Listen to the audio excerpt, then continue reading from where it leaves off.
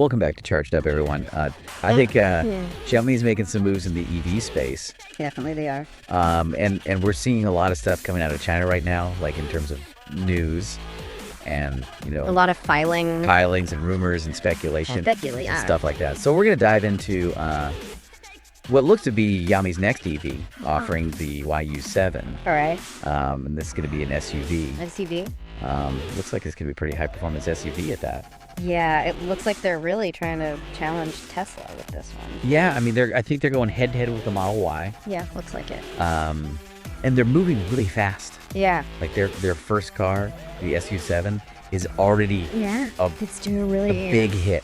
Like it's selling really well. Huge success. And they're already moving on to this next thing. Yeah.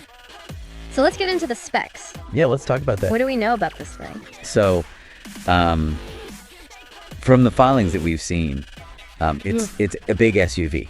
Big. Like almost 5 meters long. Yeah, it's a big boy.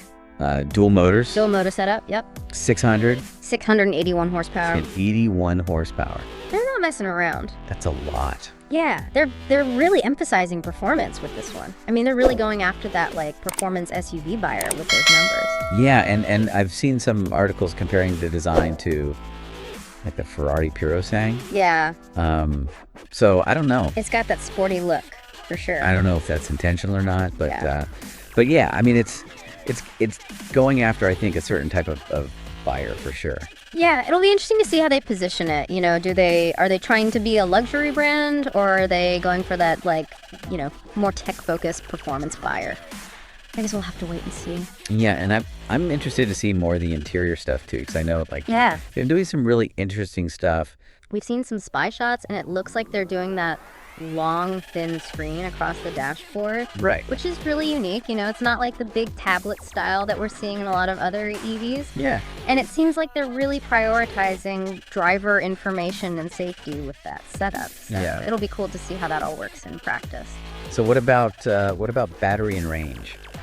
Yeah, so the filings mention a CATL battery, which is not surprising. All right. CATL is like the big battery supplier. As much. But there's some speculation that they might offer the same options as the SU7 sedan. Okay. So you're looking at maybe a 73.6 kilowatt hour pack, okay, a 94.3 kilowatt hour pack, and maybe even a 101 kilowatt hour pack. Wow.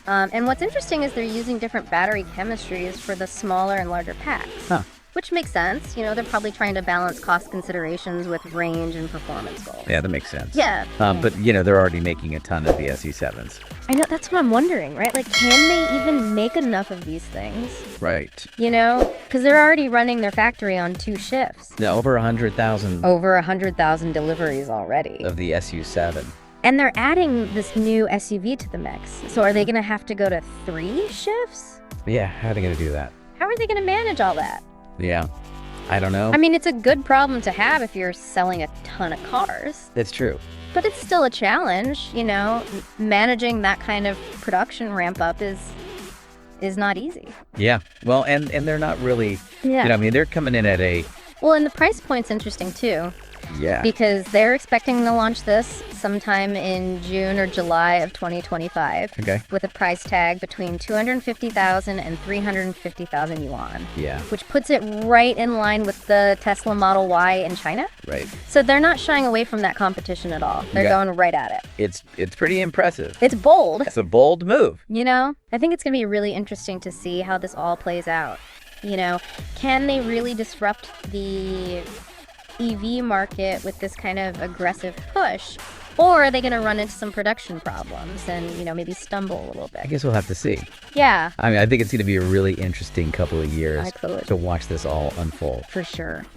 So yeah, thanks for joining us on Charged Up, and we'll keep you updated on all the latest developments with Xiaomi and everything else happening in the EV space. Sounds good. Thanks again for listening. Nice, yeah.